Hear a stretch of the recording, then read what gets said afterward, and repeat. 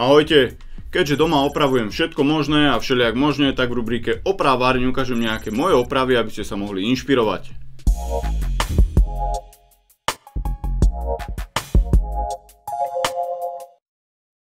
Priznám, že ma baví vymýšľať, ako sa veci dajú opraviť alebo znova použiť, a keď sa mi niekedy finančne viac oplatí veci kúpiť nové. No za prvé, opravovanie je mi sympatickejšie ako konzumný spôsob života, kedy sa len tvorí ďalší odpad. Plus ešte niekedy musíte aj zisťovať, kam a ako vec vyhodiť, lebo nevšetky sa dajú šmariť len tak do koša. A za druhé, niekedy chcem opraviť super vec, lebo sa jej čas už nevyrába, alebo sa ťažko zháňa, alebo mám konecitový vzťah. Takže bez ďalšieho zdržovania, šup do práce. Tentokrát bolo zadanie opraviť koliesko na tomto babkovskom vozíku. Je to veľmi dobrá vec pre každú staršiu ženu, ktorej zať nechce pomáhať s nákupmi, alebo aj mladšiu ženu, ktorej manžel nechce pomáhať s nákupmi. Na tomto som dávno jedno kolečko už opravil a točí sa super, nie ako to pôvodné. Asi s ním niekto jazdil offroad, že? Pri tejto príležitosti vám ukážem, ako pomocou 3D tlačky ľahko opraviť takúto šmakocinku.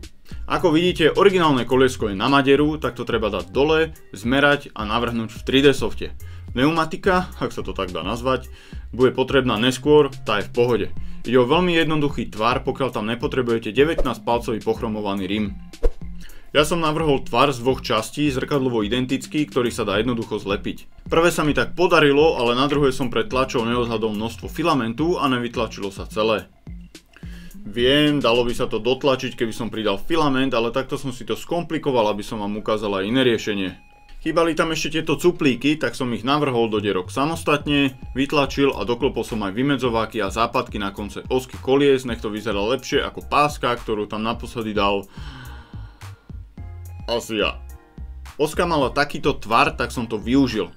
Takže finálne sa to zloží takto. Teda, dúfal som. Po vytlačení som si ešte všimol, že diely na seba nedoliehajú, tak ma napadlo, že však šmirovaním to vyhladím. Asi po 10 minútach ma to omrzelo a dostal som lepší nápad. Nahriať to teplovzdušnou pištolou a pritlačiť, ako to bude na finálku spojené. A toto fungovalo úžasne, len treba dostatočne počkať, kým to poriadne vychladne. Ja som to nechal na istotku cez noc. Po vychladení to doliehalo perfektne, ešte si označiť orientáciu, ako sa to má spojiť a môže sa lepiť. Keďže som tlačil z PETG materiálu, veľmi dobre naň funguje lepidlo na plastové trúbky, ako mám už osvedčené. Takže po zlepení podľa animácie funguje perfektne aj po mesiacoch používania.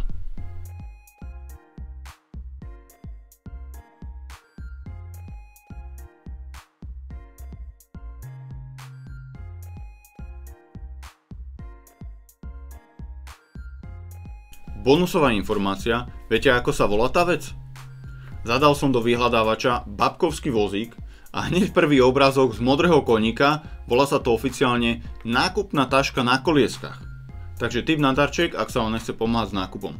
Toľko v prvom dieli Opravárne, model nájdete na linku v popise a ja ďakujem za pozornosť. Ahojte.